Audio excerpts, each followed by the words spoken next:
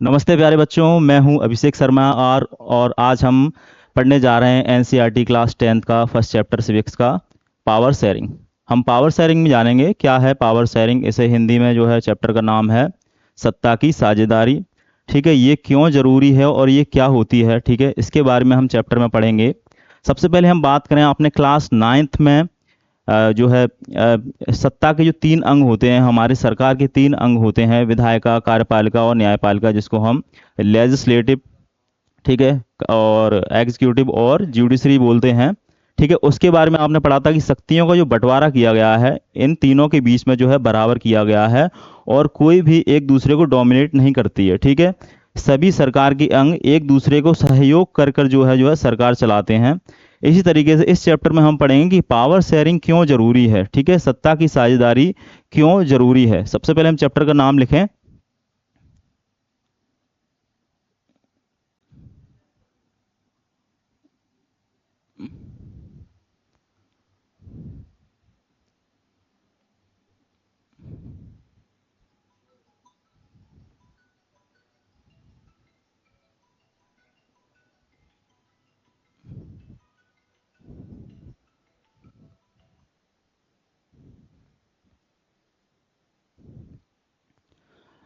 तो power sharing, इसमें chapter में हम दो स्टोरीज पढ़ेंगे, बेल्जियम और श्रीलंका की। ठीक है, उन स्टोरीज के थ्रू हम समझेंगे कि यहाँ की जो सरकार थी, यहाँ की जो सरकार काम कर रही थी, उसने पावर शेयरिंग किस तरीके से की। ठीक है, लोगों के बीच शक्तियों को किस तरीके से बांटा, और इससे हम समझेंगे कि क्यों जरूरी होती है पावर शेयरिंग। ठीक है, तो पहले हम देखें, बेल्जियम की बात करें हम। बेल्जियम यूरोप का एक छोटी सी कंट्री है।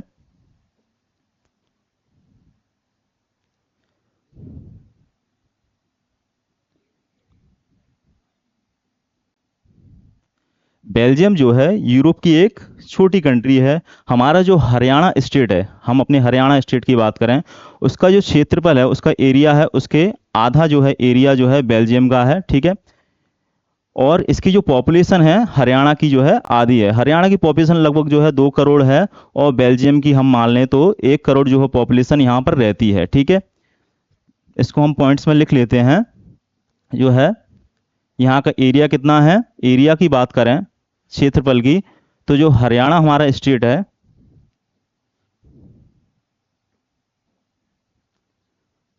अरे सॉरी,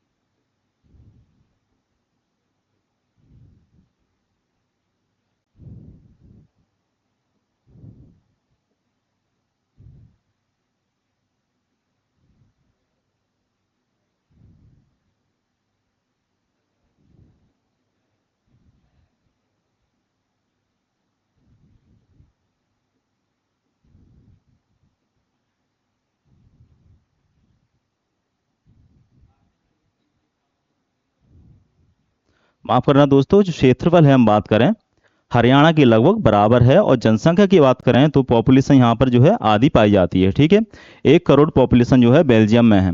अब यहाँ समस्या क्या है, प्रॉब्लम क्या है, तो यहाँ का जो एथनिक कंपोजिशन है, जिसको हम जातीय बनावट कहते हैं, यहाँ पर लोग किस जो है भाषा को बोलने वाले या किस तरह के लोग रहते हैं, तो इसको मैप के थ्रू समझें हम।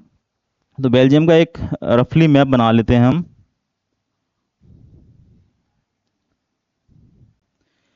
अच्छा, बेल्जियम में दो जो है रीजन है। ठीक है, एक तो है फ्लेमिश रीजन,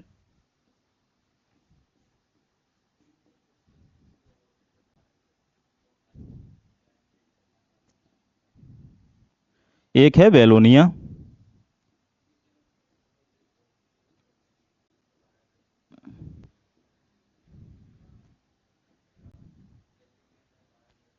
अच्छा, जो फ्लेमिश रीजन है, इसमें जो देश की टोटल पॉपुलेशन है उसकी 59 पॉपुलेशन यहाँ पर जो है 59% पॉपुलेशन कहाँ पर रहती है, फ्लेमिश रीजन में। और ये किस भाषा को बोलते हैं? डच स्पीकर्स हैं ये, ठीक है।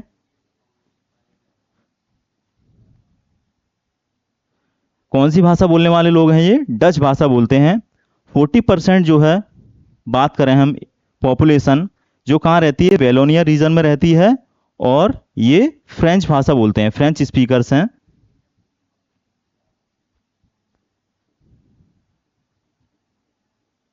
ठीक। 1% हम बात करें जो रह जाता है, 1% पॉपुलेशन, यहाँ पर जो है जर्मन स्पीकर्स हैं।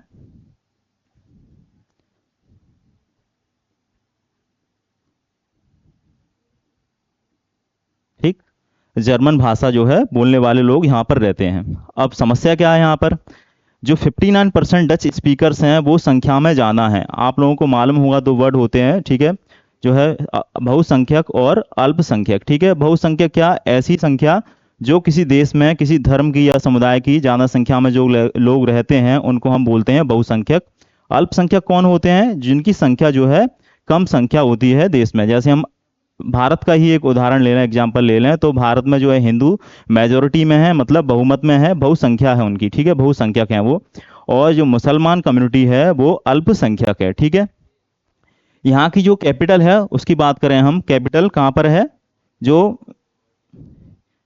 फ्लेमिश रीजन है यहाँ पर जो है इसकी कैपिटल है ब्रुसेल्स। ठीक। यहाँ का एथनिक कंपोजिशन समझें तो 80% यहाँ पर कौन है? फ्रेंच स्पीकर्स हैं। ठीक। 20% क्या है? डच स्पीकर्स हैं। यहाँ पर बेल्जियम का जो ब्रुसेल्स कैपिटल है उसके एथनिक कंपोजिशन की हम बात करें तो 80% लोग जो हैं कौन है? फ्रेंच स्पीकर हैं, फ्रेंच भाषा बोलने वाले लोग हैं, और 20% हैं डच स्पीकर्स। आप लोगों को ये थोड़ा समझ में आ रहा होगा। ये मैं बार बार क्यों बोल रहा हूँ? क्योंकि पूरे देश की हम बात करें तो पूरे देश में जो है मेजोरिटी में कौन है? डच स्पीकर्स हैं, जो कि फ्लेमिश रीजन में रहते हैं। और अल्पसंख्यक कौन है? मेजोर जो है अल्पमत है जो, वो है फ्रेंच स्पीकर्स, जो कहाँ रहते हैं? वेलोनिया में। और कैपिटल की बात करें तो इसका उल्टा है, ठीक है। 80% लोग कौन है? फ्रेंच स्पीकर्स हैं, जबकि देश में जो है अल्पमत हैं, अल्पमत में है, अल्प संख्या में है फ्रेंच स्पीकर्स। अब यही यहाँ पर जो है कॉन्फ्लिक्ट का कारण है, ठीक है, समस्या यहीं पर है। हम बात करें जैसे हमारे देश में हम देखते हैं जो सवर्ण समाज है, हम बात करें ब्राह्मण और क्षत्रिय है, जो वर्ग है, वो हमारे कम संख्या में देश में होने के बावजूद भी उनके पास जो है प्रॉपर्टी की बात करें हम, और उनके जो अधिकार हैं उनको शुरुआत से मिले हुए हैं, ठीक है। वो देश में एक अच्छा स्थान रखते हैं, ठीक है।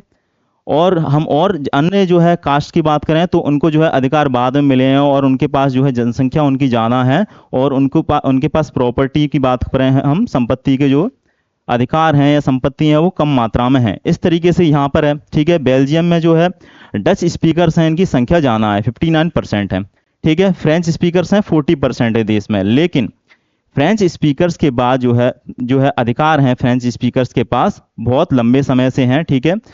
जो डच स्पीकर्स हैं ये संख्या में भले ही ज़्यादा हो, लेकिन इनके पास संपत्ति के जो अधिकार हैं बहुत बाद में आए हैं, और कई सारे अधिकार जो हैं एक व्यक्ति के लिए जरूरी होते हैं वो इनको बहुत बाद में मिले हैं। तो इन दोनों के बीच कॉन्फ्लिक्ट का जो कारण है, यही मूल कारण है इन दोनों के बीच विवाद का, कि ये कम संख्या में है और इनके पास संपत्तियां ज़्यादा हैं, ठीक है। और हम जो है अधिक संख्या में, हमारे पास संपत्तियां कम है और हमें अधिकार जो है बहुत बाद में मिले हैं, ठीक है। तो इस चक्कर में जो है इनके बीच कई सालों तक जो है कॉन्फ्लिक्ट, संघर्ष रहा है, ठीक है ये। और फिर क्या है यहाँ पर, और सबसे बड़ा जो है कंपोजिशन बात करें हम एथनिक कंपोजिशन की, और ब्रुसेल्स में जो है 80% फ्रेंच हैं, ठीक, स्पीकर्स हैं, और 20% क्या है? डच स्पीकर्स हैं। तो जो देश में जो है मेजोरिटी में है, ठीक है, बहुसंख्यक में है, वो कहाँ पर? जो देश की राजधानी है, कैपिटल है, वहाँ पर जो है अल्पसंख्या में है, मतलब कम है वो लोग। तो यही इनके बीच विवाद का कारण। अगर देश में वो अगर अपनी चलाएंगे तो यहाँ पर जो कैपिटल है, ठीक है, वहाँ पर जो फ्रेंच स्पीकर्स हैं वो अपनी मनमानी करते हैं, ठीक है। इसी कारण यहाँ पर जो है लड़ाई झगड़े का ये सबसे बड़ा कारण है। अब हम बात करें यहाँ पर जो सरकार थी, यहाँ के जो लोग थे, उन्होंने यहाँ पर किस तरीके से अपने यहाँ जो है सत्ता का जो साझेदारी बोले हम, पावर शेयरिंग किस तरीके से की, ठीक। सबसे पहले इन्होंने अपने संविधान में जो है 4 बार जो है संशोधन किए, ठीक है। 1956 में इन्होंने जो है कई संशोधन किए, और उसमें क्या प्रावधान किए गए, क्या प्रोविजंस किए गए कि पहला प्रोविजन तो किया गया कि देश में अगर कोई कानून, जैसे हम जो हमारी पार्लियामेंट है, जैसे हम बात करें वहां पर भी पार्लियामेंट होगी, ठीक है, वहां मतलब कोई ना कोई जो विधायिका तो होगी जो कानून बनाएगी, ठीक है, देश के लिए। तो उस विधायिका में जो कानून बनाती है उसमें डच स्पीकर्स और फ्रेंच स्पीकर्स के जो मिनिस्टर्स हैं उनकी संख्या क्या होगी, बराबर बराबर होगी, ठीक है, जो कि सेंट्रल गवर्नमेंट में, ठीक है, सेंट्रल गवर्नमेंट जो रहेगी पूरे देश के लिए काम करेगी, उसमें दोनों ही कम्युनिटी के जो स्पीकर्स की बात करें हम, वो क्या रहेंगे, बराबर बराबर रहेंगे। क्यों, इसके पीछे क्या लॉजिक रखा उन लोगों ने कि अगर कोई लॉ पास होता है, ठीक है, ऐसा कोई कानून जो है असेंबली में, विधायिका में पास होता है जो कि किसी एक कम्युनिटी के खिलाफ है, ठीक है, तो वो नहीं हो पाएगा अगर दोनों की संख्या बराबर, दोनों ही जो है कम्युनिटी के लोग अगर उस पर सहमत होंगे तभी वो जो है एक्ट बन पाएगा, मतलब पास हो पाएगा, ठीक है।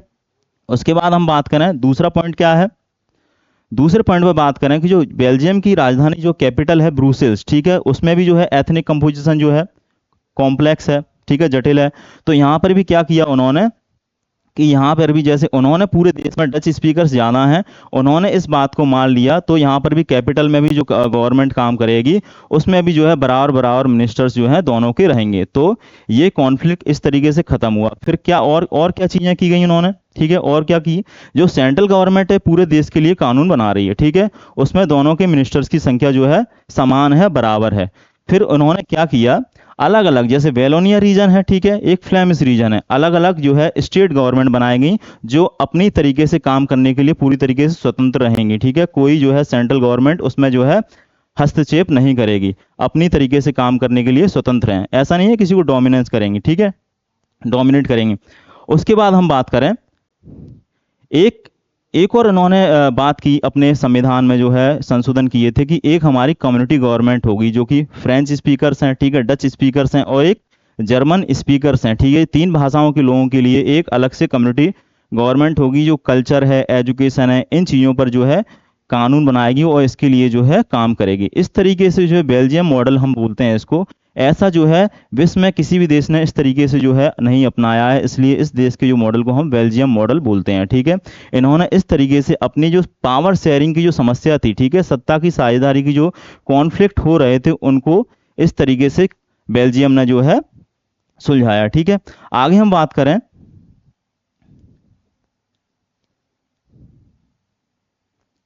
अब हम बात करते हैं श्रीलंका की, ठीक है।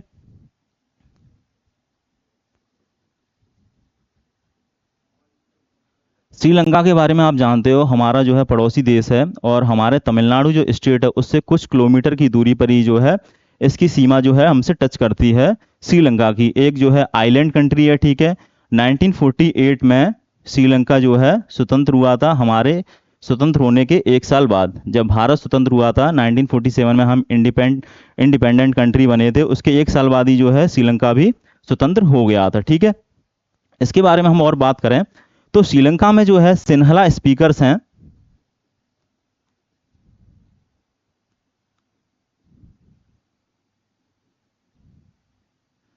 ये कितने हैं, 74%। देश की जो टोटल पॉपुलेशन है, ठीक है, एक मैप बना लेते हैं श्रीलंका का, ठीक है। 74% जो है पॉपुलेशन जो है किसकी है, सिन्हला स्पीकर्स हैं, ठीक है। और इनका जो हम रिलीजन की बात करें, ठीक है, वो क्या है, बुद्धिज्म, ठीक है। ये लोग बौद्ध धर्म से आते हैं और ठीक है, ये सिन्हला स्पीकर्स हैं, ठीक है। देश में इनकी संख्या कितनी है, 74% है। आगे हम बात करें, ठीक, अब हम बात करें दूसरी कम्युनिटी की, तो तमिल स्पीकर्स हैं, ठीक।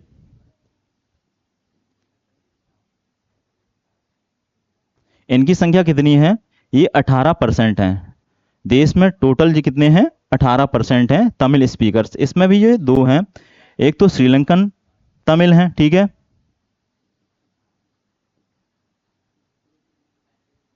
एक इंडियन तमिल हैं, ठीक। इंडियन तमिल कौन है, श्रीलंकन तमिल कौन है, जो श्रीलंका में मूल रूप से रहते आए हैं, ठीक है, वो श्रीलंकन तमिल हैं, तमिल भाषा बोलते हैं। और इंडियन तमिल कौन है, ठीक है, जो कि इंडिया से ठीक है, जब कॉलोनियल पीरियड चल रहा था, औपनिवेशिक काल चल रहा था, उस समय अंग्रेजों के समय इंडिया के तमिलनाडु स्टेट से जो लोग यहाँ पर काम करने के लिए प्लांटेशंस वर्क होते थे, ठीक है, खेती बाड़ी के लिए जो है वहां पर गए हुए थे और वहीं पर जाकर जो है बस गए, ये इंडियन तमिल हैं, ठीक है। और कौन है, क्रिश्चियन कम्युनिटी के लोग भी जो हैं, ठीक है, वो भी यहाँ पर, क्रिश्चियन कम्युनिटी के लोग भी यहाँ पर हैं, ठीक है, कुछ मात्रा में जो है, लगभग मान लें हम 7% इनकी जो है संख्या यहाँ पर है। अब हम बात करें इसमें मैप में, ठीक है, ये हमारा नॉर्थ और ये ईस्ट, ये हमारा जो इलाका है पूरा, यहाँ पर तमिल स्पीकर्स रहते हैं, ठीक है। तमिल स्पीकर्स कहाँ पर रहते हैं, नॉर्थ ईस्ट रीजन में, ठीक है। नॉर्थ जो है उत्तर पूर्वी क्षेत्र है, उसमें जो है श्रीलंका में तमिल स्पीकर्स रहते हैं, ठीक। और देश में पूरी संख्या में क्या कौन है, सिन्हला स्पीकर्स हैं, ठीक। इनका धर्म हमने बात किया, बुद्धिज्म का जो है पालन करते हैं, बौद्ध धर्म का। और तमिल स्पीकर्स हैं जो है, और इसमें इंडियन तमिल हैं और श्रीलंकन तमिल हैं। और इनके रिलीजन की बात करें, ठीक है, रिलीजन की हम बात करें तो ये हिंदू भी हैं और मुस्लिम भी हैं, दोनों ही कम्युनिटी के इसमें लोग शामिल हैं तमिल स्पीकर्स में, ठीक। अब यहाँ पर यहाँ की गवर्नमेंट ने क्या किया, जब देश आज़ाद हुआ तो सिन्हला स्पीकर्स जो है अधिक संख्या में थे, इन्होंने जो है बहुसंख्यकवाद को अपनाया। बहुसंख्यकवाद क्या होता है, मेजोरिटेरियनिज्म, ठीक है। ये क्या होता है कि ऐसा मान लेना कि जिस देश में जिस कम्युनिटी की संख्या जो है ज़्यादा है, उसी के अनुसार जो है देश चलेगा, देश की सरकार उसी के अकॉर्डिंग चलेगी। तो उन्होंने श्रीलंका की जो गवर्नमेंट थी, उन्होंने इस तरीके की चीज़ें ही की और जो है अपने जो है संविधान में जो है अमेंडमेंट किए, संशोधन किए, ठीक है। सबसे पहला लॉ तो उन्होंने पास किया कि इनकी जो सिन्हला भाषा थी, ठीक है, सिन्हला स्पीकर्स की, इसको जो है ऑफिशियल लैंग्वेज जो है 1956 में डिक्लेयर कर दिया, ठीक है। 1956 में जो है ऑफिशियल लैंग्वेज कौन हो गई, सिन्हला डिक्लेयर कर दी, ठीक है। इससे क्या हुआ कि देश में जो भी जैसे गवर्नमेंट जो है जॉब्स होती हैं, ठीक है, सरकारी नौकरियां होती हैं, और हम बात करें यूनिवर्सिटीज़ में एडमिशन लेने की बात करें, इसमें जो प्रायोरिटी, ठीक है, प्राथमिकता किन लोगों को दी जाने लगी, इन लोगों को दी जाने लगी जो है सिन्हला भाषा जो है बोलते थे और बौद्ध धर्म जो है उनका था। इन लोगों को जो है प्राथमिकता दी जाने लगी देश में, और इन लोगों को जो तमिल स्पीकर्स थे उनको देश में डिनाई किया जाने लगा, ठीक है, उनकी बात को नहीं माने जाने लगा। और क्या हुआ इनके साथ, इन लोगों को महसूस हुआ जो तमिल स्पीकर्स थे कि हमारी देश में जो है हम कम संख्या में हैं, इसलिए हमारी बात की कोई वैल्यू नहीं है, और हमारे कल्चर, हमारी जो कम्युनिटी को एक तरह से ख़त्म करने का जो है प्रयास किया जा रहा है जो है श्रीलंका की गवर्नमेंट के द्वारा। क्योंकि जब ये बताइए ऐसा कोई लॉ बन जाए कि जो है सिन्हला कोई किसी विशेष धर्म के लोग हैं, विशेष भाषा बोलते हैं, केवल वही देश में जो है उनको जॉब करने का अधिकार है, उनको जो है प्राथमिकता दी जाएगी, तो वो लोग क्या करेंगे, ठीक है। इसके लिए ये कॉन्फ्लिक्ट का कारण बना, और इन्होंने क्या किया, देश में जो है प्रदर्शन किए, ठीक है, अपने लिए अलग से सरकार बनाने की मांग की जो है, तमिल ईलम सरकार जैसे कई सारे उदाहरण मिलते हैं, ठीक है। इस तरीके से इनके बीच जो है कॉन्फ्लिक्ट शुरू हो गया, ठीक है, श्रीलंका। तो हम देख रहे हैं बेल्जियम ने जो है, बेल्जियम जो कंट्री थी उसने बेल्जियम मॉडल अपनाकर कितनी समझदारी का काम किया, और जो श्रीलंका में जो है गवर्नमेंट थी उसने सिन्हला स्पीकर्स को जो है महत्व देकर, ठीक है, और तमिल स्पीकर्स थे उनको डिनाई करके जो है उनके हक अधिकारों को छीन कर किस तरीके से अपने यहाँ गवर्नमेंट चलाई। इससे क्या होता है, अच्छा ये हम जो है पावर शेयरिंग चैप्टर जो पढ़ रहे हैं, ठीक है, ये क्यों पढ़ रहे हैं, क्यों जरूरी है, इससे हमें क्या सीख मिलती है। हमने देखा कि श्रीलंका में क्या हुआ, कॉन्फ्लिक्ट का कारण बना, क्योंकि किसी एक कम्युनिटी को आप लोग जो है ज़्यादा महत्व दोगे और उसको डिनाई करोगे दूसरी कम्युनिटी को, तो वो विरोध तो करेगी। इस तरीके से ही जो है तमिल स्पीकर्स थे उन्होंने भी अपना जो है विरोध दर्ज किया, और इसके कारण क्या हुआ, श्रीलंका में सिविल वॉर जो है, गृह युद्ध होता है, उस जैसी स्थितियां बनी, और कई सारे जो हजारों लोग जो है बेघर हुए, ठीक है, शरणार्थी बने, दूसरी जगह जाकर रहने लगे, और कई हजारों लोग जो है मारे गए, ठीक है। सिविल वॉर जो है, यहाँ पर सिविल वॉर का कारण क्या बना, ये सारी स्थितियां जो है गवर्नमेंट ने, सबसे बड़ी भूमिका जो होती है गवर्नमेंट की होती है इस चीज़ में, ठीक है।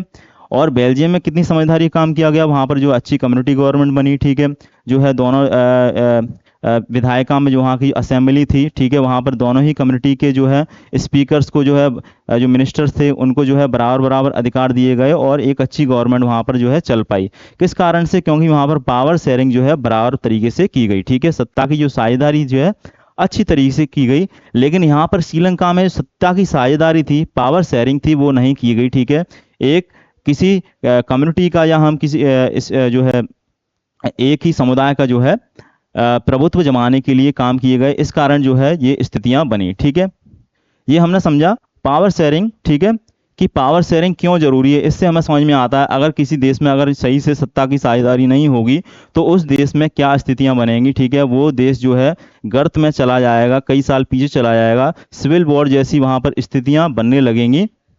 ठीक है, और ये कारण कॉन्फ्लिक्ट के कई सारे कारण होंगे। ठीक है, इससे कोई भी देश तरक्की नहीं कर पाता है। जब देश में अच्छी सरकार होती है और सभी की सुनी जाती है तो उसमें जो है एक यूनिटी बनती है। ठीक है, एकता बनती है देश की, और देश जो है तरक्की करता है। अगर श्रीलंका जैसी स्थितियां जो है बनती हैं तो देश जो है गर्त में जाता है। ठीक है, उसका जो है विकास नहीं हो पाता है, कई सारे लोग लाखों लोग जो है भूख से मरते हैं और बेघर हो जाते हैं, और कई सारे लोगों को जान गंवानी पड़ती है। ठीक है, ये हमारा आज का। ठीक है, थैंक यू।